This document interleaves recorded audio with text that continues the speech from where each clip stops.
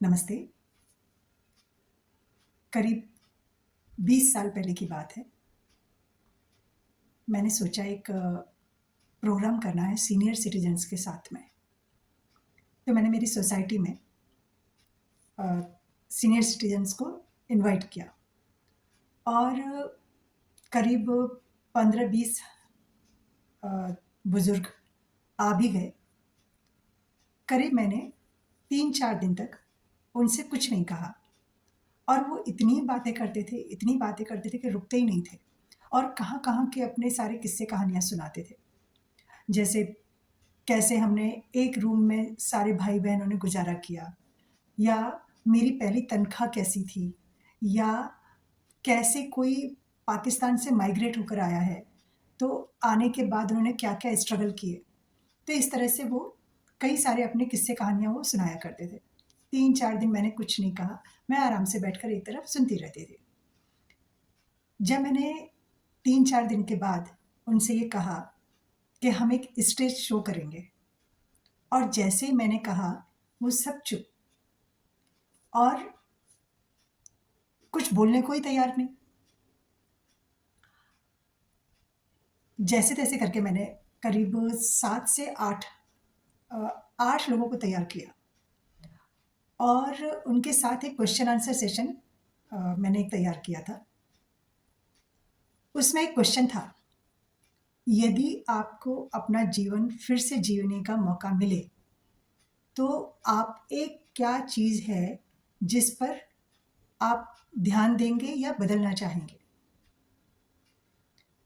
उन 8 लोगों में से 7 का जवाब एक सा था, सिर्फ़ एक बुज़ुर्ग महिला, उसका अलग से था। जो अलग था पहले मैं उसे बता देती हूँ।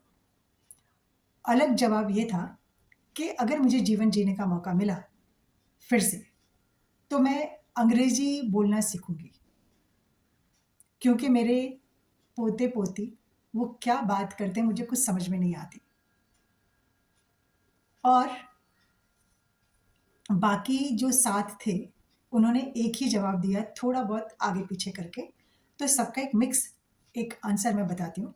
उन्होंने कहा, अगर हमें फिर से जीवन जीने का मौका मिले, तो हम अपनी हेल्थ पर थोड़ा ध्यान देंगे।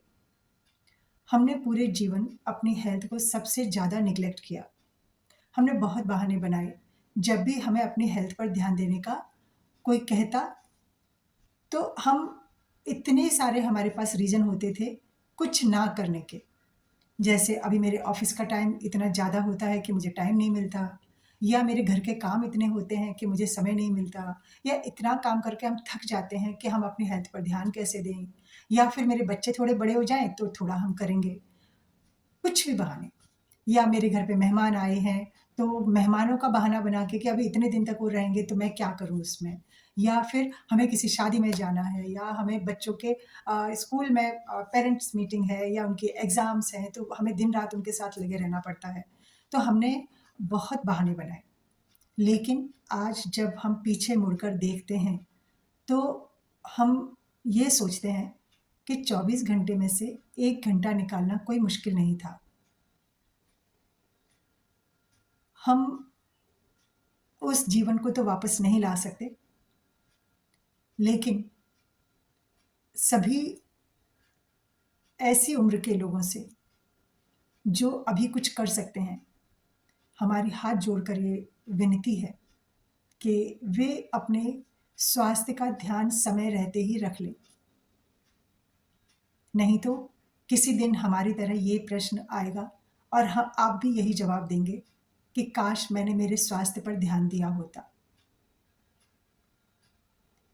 कहते हैं ना कि असफल हुए तो भी हमें एक्सपीरियंस तो मिलेगा।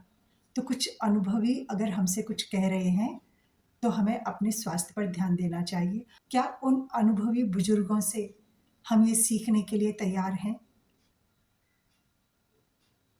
नमस्ते।